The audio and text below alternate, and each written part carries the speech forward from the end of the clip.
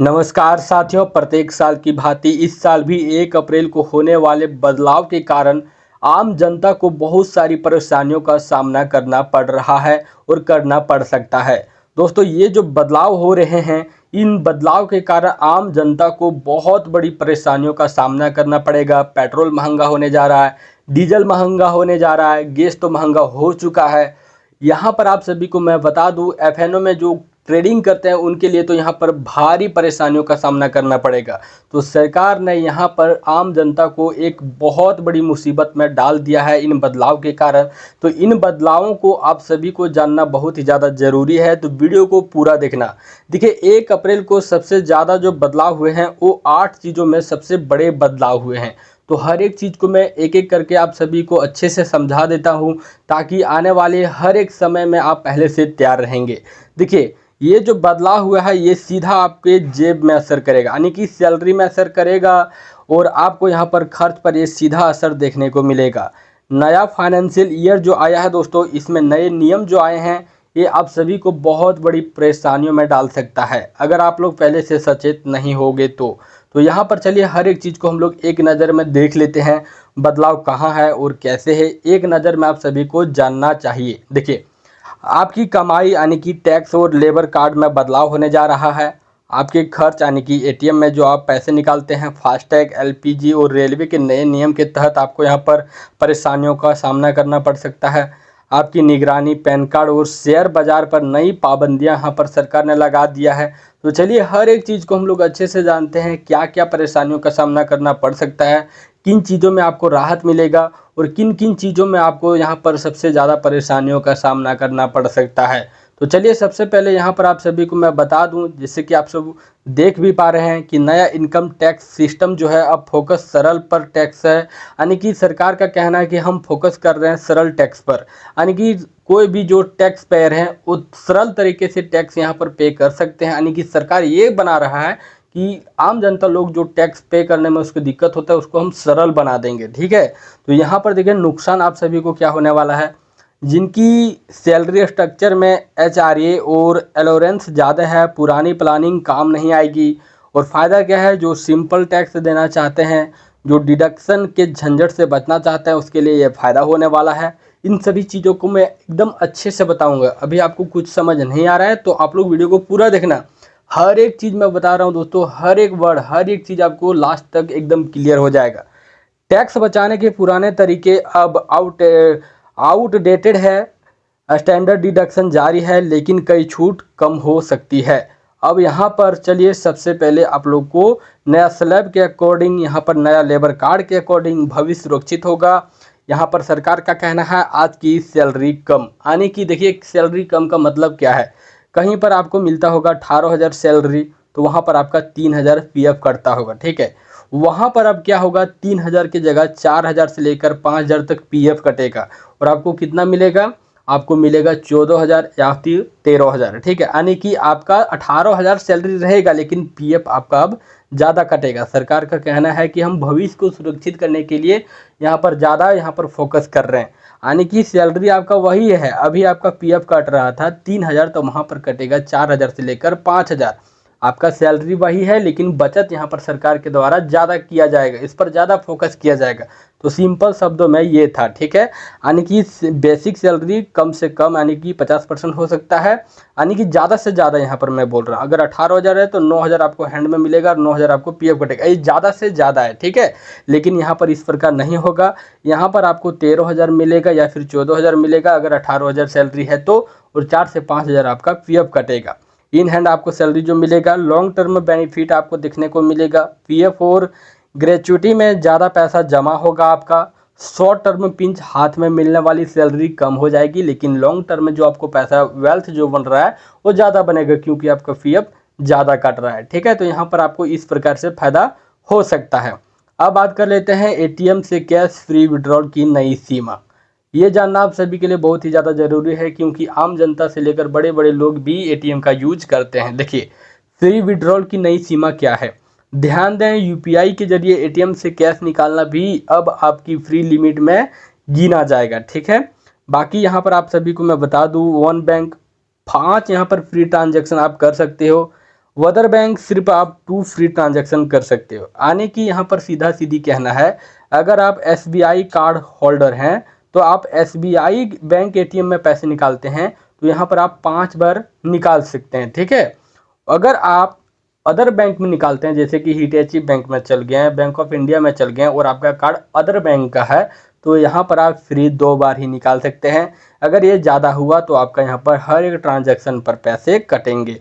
यहाँ पर आप सभी को मैं बता दूं, एक टिप आपको हमेशा याद रखना है, बार बार छोटे अमाउंट निकालने से आपको बचना है। एक बार आप प्लान कर लें कि आज मुझे कितना पैसा निकालना है, इसके बाद हर ट्रांजैक्शन पर चार्ज यहाँ पर आपको लगेगा। तो इसलिए आपको पहले से प्लान ये आपको बना के चलना है। UPI के जरिए जो पेमेंट आप निकालोगे ATM में, वो एकदम फ्री रहेगा, ठीक है। इसके बाद यहाँ पर आप सभी को मैं बता दूं, सड़क से लेकर रसोई तक महंगाई का सीधा असर आपको यहाँ पर देखने को मिलेगा। जैसे कि फास्टैग 3000 से 3075 रुपया जो 200 रुपये टिप पास मिलता था एक साल के लिए, रेगुलर हाईवे यात्रियों और कम यहाँ पर कंप्यूटर्स का खर्च यहाँ पर जो है वो बढ़ जाएगा। यहाँ पर जो 3000 मिलता था वो 3075 रुपये में मिलेगा। जो 200 टिप मिलता था रेगुलर हाईवे जो कि 1 साल का होता था, वो पास यहाँ पर बनाने के लिए आपको यहाँ पर 75 रुपये से लेकर 150 रुपये ज़्यादा देना पड़ सकता है। LPG तो यहाँ पर सीधा सीधा महंगा हो गया है, ये बहुत बड़ा उछाल है। 200 रुपये की बढ़ोतरी हुआ है दोस्तों, लगभग 195.5 दिख रहा है, लेकिन 200 से 300 भी हो सकता है। अभी तो फिलहाल 200 हुआ है, ठीक है। कमर्शियल सिलेंडर महंगा, होटल ढाबे और बाहर के खाने पीने का खर्च इनडायरेक्टली यहाँ पर बढ़ेगा, क्योंकि गैस का दाम बढ़ेगा तो गैस से बनने वाले हर एक चीज़, खान पान, समोसा, जलेबी, रेस्टोरेंट, ढाबा, हर एक जगह पर आपको यहाँ पर महंगाइयों का सामना करना पड़ेगा। क्योंकि गैस महंगा होगा तो खाना महंगा आपका ऑटोमेटिक हो जाएगा। तो यहाँ पर आम जनता से लेकर हर एक आदमियों के लिए इस पर देखने को मिलेगा कि उनको परेशानियाँ हो रहा है। अब बात कर लेते हैं railway ticket cancellation, last minute बदलाव पड़ेगा भारी। यहाँ पर आप सभी को मैं बता दूं, अच्छे से समझ लीजिएगा, जो भी रेलवे में ज़्यादा टिकट बनाते हैं, ज़्यादा सफ़र करते हैं, उसके लिए ये जानना बहुत ही ज़्यादा ज़रूरी है। 72 घंटे पहले आप टिकट को कैंसिल कर देते हैं। जो आपका कन्फर्म टिकट बन गया है, आप वेटिंग लिस्ट में है या फिर जैसे भी हैं, अगर आप वो टिकट को 72 घंटा पहले रिफ़ंड करते हैं तो आपको यहाँ पर 75% से लेकर 100% तक यहाँ पर रिफ़ंड आपको मिल जाएगा, ठीक है। अगर वहीं आप 24 घंटे पहले यहाँ पर करते हैं कैंसिल, तो आपको यहाँ पर 25% की कटौती होगी और यहाँ पर आपको 75% पैसा मिलेगा। 8 घंटे पहले आप यहाँ पर कैंसिल करते हैं तो आपको 50% कटौती की जाएगी, यानी कि 8000 का टिकट है तो आपको 4000 रुपये ही मिलेगा। 4 घंटे के अंदर आप यहाँ पर कैंसिल करते हैं तो आपको कोई रिफंड नहीं मिलेगा, और मिलेगा भी तो यहाँ पर 12 से 15% के बीच पैसा मिलेगा, ज़्यादा से ज़्यादा 25%, ठीक है। अब लास्ट टाइम प्लान बदलना आपकी जेब पर भारी पड़ेगा। तो दोस्तों ये नियम आप लोग ध्यान में रखना, ठीक है। अगर आपको टिकट कैंसिल करना है तो 72 घंटे पहले करने का प्रयास करना, नहीं तो ज़्यादा से ज़्यादा आप 24 घंटे पहले ही यहाँ पर कैंसिल कीजिएगा, अदरवाइज आपका पैसा में कटौती हो जाएगा। अब बात कर लेते हैं पैन कार्ड के सख्त नियम, यानी कि हर बड़े खर्च की मास्टर चाबी। अब सरकार खुद देखना चाहता है कि आप कहाँ खर्च कर रहे हो।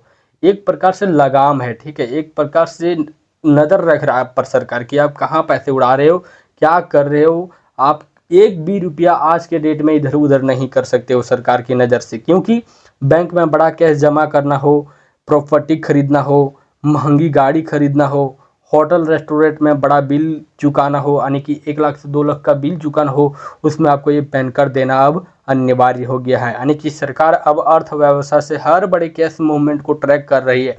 सरकार आपके हर एक मूवमेंट को, बड़ा मूवमेंट नहीं, 1 से 2 रुपया पर भी यहाँ पर सरकार ट्रैक कर रहा है। तो इस प्रकार से बड़े लेन देन से आपको बचना है, खास करके बड़े कैश में जब आप लेन देन करोगे तो उसमें बचना है। नहीं तो अगर किसी कारणवश देखा गया तो टैक्स पेयर आपको बनना पड़ेगा, टैक्स आपको देना ही पड़ेगा, प्लस में आपको जुर्माना भी देना पड़ेगा, प्लस में ये भी बताना होगा कि ये जो पैसा आप कैश में किन्हीं को दे रहे हो, ये पैसा कैश में आपके पास पहले आया कैसे। यानी कि हर एक तरह से परेशानियों का सामना करना पड़ सकता है। बैंक में बड़ा आपको कैश जमा करना हो, प्रॉपर्टी खरीदना हो, महंगी गाड़ी खरीदना हो, हर एक जगह पर आपको अब पैन कार्ड से अटैच करना होगा, पैन कार्ड आपको देना होगा, ठीक है। इसके बाद यहाँ पर आप सभी को मैं बता दूं शेयर बाजार। जी हाँ दोस्तों, शेयर बाजार यानी कि ट्रेडिंग की कॉस्ट में भारी उछाल, यानी कि जो भी ब्रोकरेज चार्ज वगैरह लेता था वो तो ठीक है, लेकिन एसटीटी फ्यूचर और ऑप्शन में यहाँ पर बढ़ा दिया गया है। और नए ट्रेडर्स, पुराने ट्रेडर्स, हर एक ट्रेडर्स के लिए ये बहुत बड़ी परेशानियों का सामना कर रहा था पहले भी, और अभी भी ये परेशानियाँ और भी ज़्यादा बढ़ चुका है। रीज़न क्या है? वर्ल्ड एसटीटी देखिए, यहाँ पर मान लीजिए कि इतना लगता था तो अभी यहाँ पर 1.5 गुना बढ़ चुका है, यानी कि 150% की बढ़ोतरी हो गया। पहले मान के चलिए आपका यहाँ पर 100 रुपया अगर एसटीटी लगता था दिन भर में, तो आपको यहाँ पर अब 250 रुपया देना होगा। 1 रुपया एसटीटी लगता था तो आपको यहाँ पर 2.5 रुपया एसटीटी देना होगा। अगर आप वही ऑप्शंस में यहाँ पर बात करूँ तो यहाँ पर 50% की बढ़ोतरी हो गया। पहले 1 रुपया था तो अभी 2 रुपया आपको देना होगा एसटीटी। ओवर ट्रेडिंग करने वाले छोटे ट्रेडर्स को बड़ा यहाँ पर झटका मिला है सरकार के द्वारा, उनका प्रॉफिट मार्जिन कम होगा। प्रो टिप, अब क्वांटिटी नहीं क्वालिटी ट्रेडिंग की ज़रूरत है, यानी कि आपको ज़्यादा मात्रा में ओवर ट्रेडिंग नहीं करना है, मात्र 1-2 ट्रेड ही करना है, तभी जाकर आप बच पाओगे। नहीं तो सरकार आपको सीधा बाहर फेंकना चाहता है, ट्रेडिंग करने नहीं देना चाहता है सरकार। सीधी सी बात है, इतना ज़्यादा चार्जेस वर्ल्ड में कोई भी ट्रेडिंग में पैसा नहीं लेता है सरकार। कोई भी चीज़ ब्रोकरेज, अब देखोगे एसटीटी देखोगे, जीएसटी देखोगे, कोई भी चीज़ में देखोगे तो इंडिया में सबसे ज़्यादा टैक्स लिया जाता है। तो आपको सरकार नहीं चाहता है कि आप घर बैठे ट्रेडिंग से पैसा कमाएं, बाहर दिहाड़ी ही खटे, मजदूरी ही खटे, वही सरकार चाहता है। तो शेयर बाज़ार में आप ट्रेडिंग करते हो तो कम मात्रा में ट्रेड कीजिएगा। अगर ज़्यादा मात्रा में करोगे तो आपका यहाँ पर प्रॉफिट कम दिखेगा, चार्जेस ही ज़्यादा दिखेगा। तो इन चीज़ों से बचना है, क्योंकि फ्यूचर में 150% और ऑप्शंस में 50% की बढ़ोतरी हो चुकी है एसटीटी का। ठीक है, अब बात कर लेते हैं द बिग पिक्चर, यानी कि सरकार का फोकस बनाम आपका एक्शन क्या होना चाहिए। देखिए, सरकार का फोकस है कैश फ्लो की सख्त मॉनिटरिंग, यानी कि सरकार देखना चाहता है कि आप कहाँ खर्च कर रहे हैं, कितना बड़ा रकम कहाँ दे रहे हैं, हर एक चीज़ को ट्रैक करना चाहता है सरकार। टैक्स सिस्टम को ट्रैक करना और लूप होल बंद करना चाहता है सरकार। अनियंत्रित खर्चों पर कंट्रोल। और आपका यहाँ पर एक आम आदमी पर क्या असर पड़ेगा? देखिए, हाथ में लिक्विड कैश कम पैसा होगा, डेली और ट्रेवल खर्चों में बढ़ोतरी हो रहा है, सेविंग और स्मार्ट फाइनेंसिंग की तत्काल यहाँ पर ज़रूरत उनको पड़ेगा, प्लस में बाहर के खाने में उसको ज़्यादा पैसा देना पड़ेगा। इनके लिए तो, एक आम आदमी के लिए तो परेशानी ही परेशानी है।